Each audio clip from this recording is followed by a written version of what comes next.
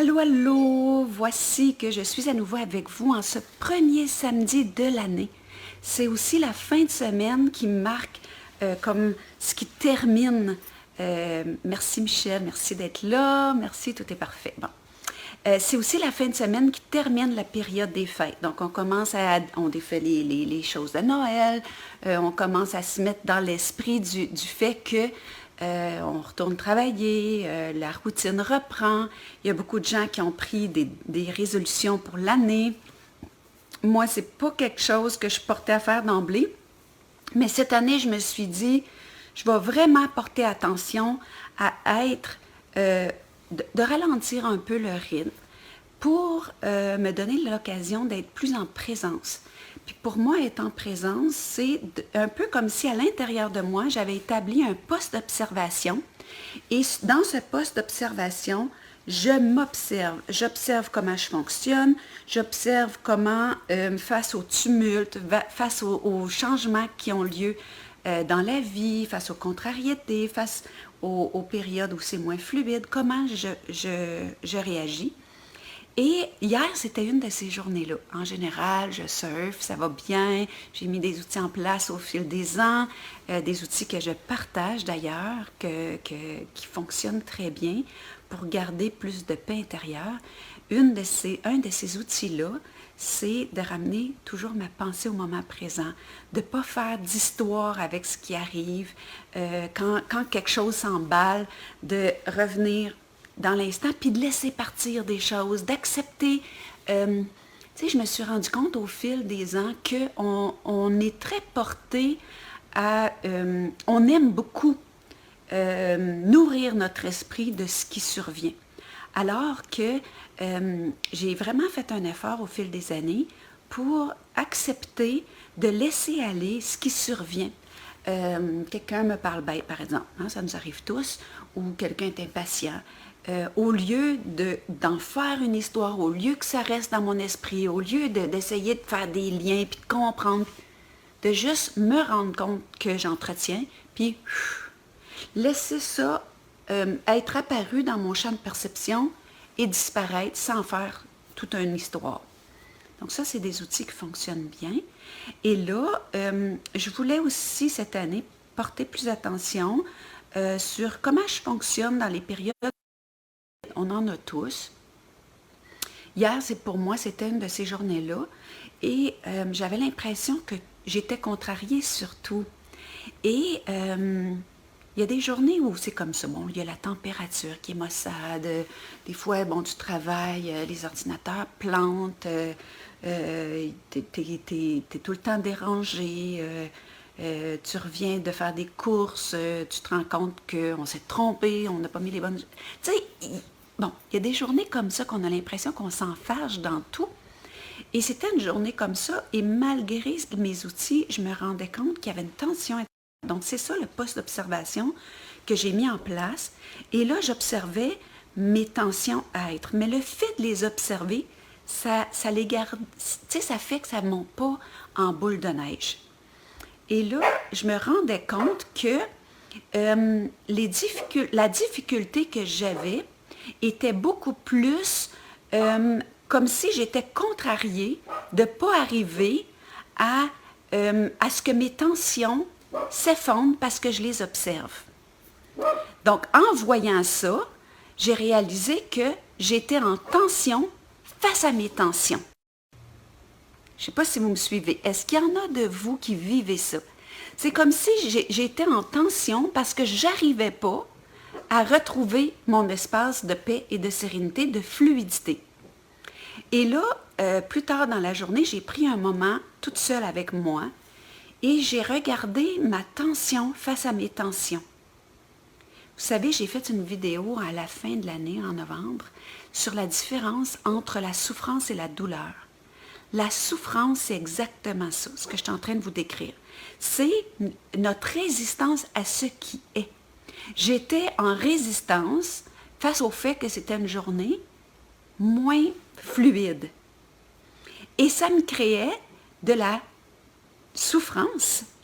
Ça me créait cette tension-là, s'accentuait parce que je je voulais que ce soit autre chose. La souffrance, c'est qu'on veut que les choses soient autrement que ce qu'elles sont.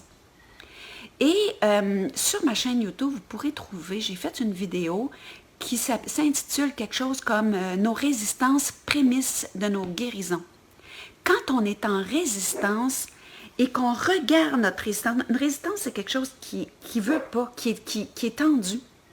Et quand on reste devant, sans la juger, sans l'étiqueter, sans vouloir en faire quelque chose, par elle-même, elle va se détendre.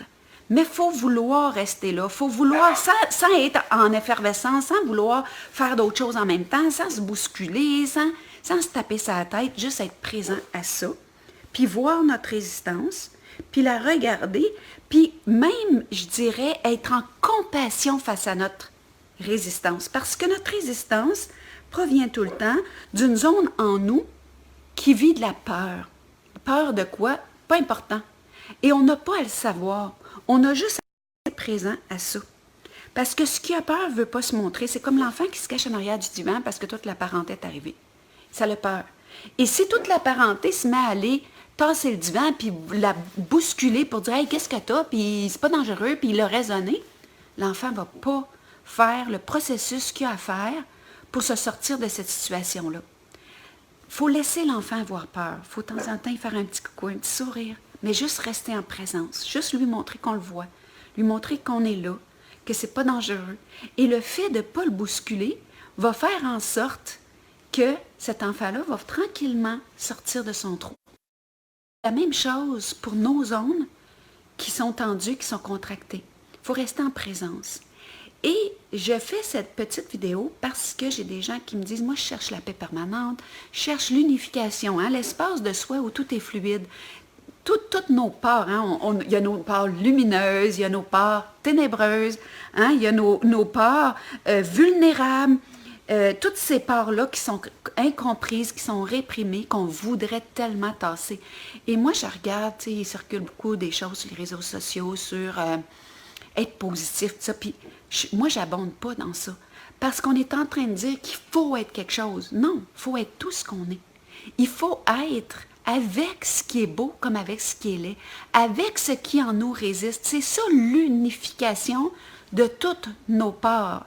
Et au moment hier où je me suis arrêtée, et j'ai arrêté de bousculer ma journée, j'ai arrêté de bousculer mon état intérieur en voulant qu'il soit autre chose que qu'est-ce qui était, tout d'un coup, il y a quelque chose qui s'est installé plus paisible et je suis restée longuement, le temps que ça a pris, en observation de toutes ces petites frustrations, de toutes ces petites contrariétés qui,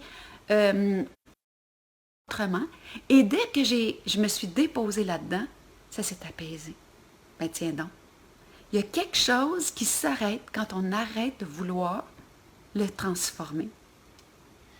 Donc, c'est l'écoute, c'est la compréhension hein, de toutes nos parts qui nous mènent à l'unification. Donc, je ne ferai pas plus long.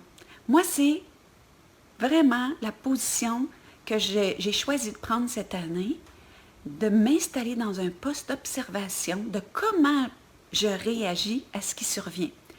Pas d'essayer de changer ce qui survient, de regarder comment je réagis à tout ce qui survient et comment est-ce que je suis en bienveillance de mes moments moins cute, de mes moments moins zen, de mes moments moins positifs et en les aimant ces parts-là, en étant bienveillant, en les laissant être sans les bousculer, je me rends compte qu'elles se transforment beaucoup plus rapidement et si elles ne veulent pas se transformer, j'accepte qu'elles soient là de plus en plus. Je ne réussis pas toujours aussi bien que je voudrais, mais de plus en plus.